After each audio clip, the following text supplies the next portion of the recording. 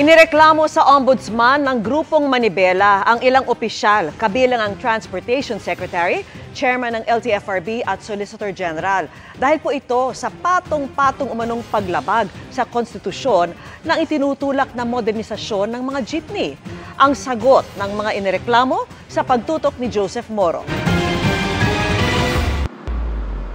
Sinampahan ng patong-patong ng paglabag sa konstitusyon at Anti-Graft and Corrupt Practices, Code of Conduct ng mga opisyal ng gobyerno, grave threat at coercion ng grupong Manibela sa Ombudsman, ang mga opisyal na nagsusulong ng PUV Modernization Program, kabilang sina Transportation Secretary Jaime Bautista, LTFRB Chairman Attorney Chofel Aguaris III, at Solicitor General Menardo Guevara.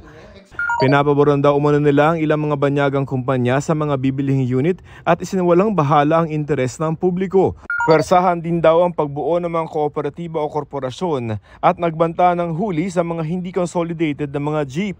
Malinaw din daw na lumalabag ang PUV Modernization Program sa mga karapatan sa ilalim ng konstitusyon. Confiscation yan ng property. Deprivation of property. There is a freedom of association in this country. We have a choice. Bakit ang gobyernong magsasabi, consolidate? Pinatatasik ng grupo sa pwesto ang mga opisyal. Ito na ang ikalawang legal na reklamo laban sa PUV Modernization Program at sa mga opisyal na nagsusulong dito. May nakabinbina na petisyon sa Korte Suprema at nais ng mga grupong tutol dito na tuluyan ng huwag ipatupad ang programa. Mawawalan po kami ng hanap buhay. Sa panayam kay Secretary Bautista, sinabi niyang pag-aaralan nila ang reklamo, oras na matanggap na nila ang kopya nito.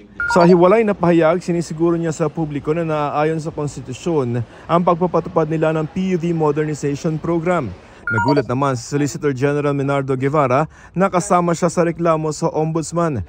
Pareho lamang daw ang issue na dinala ng Manibela sa mga isyong nasa Korte Suprema sa petisyong inihain naman ng piston. Ginagawa lamang daw niya ang kanyang tungkulin bilang abogado ng gobyerno na maghain siya ng sagot sa petisyon ng grupong Piston sa Korte Suprema. Hinihingan pa namin ng panig ng iba pang opisyal na sinampahan ng reklamo ng Manibela. Para sa GMA Integrated News, Joseph Morong, nakatutok 24 oras.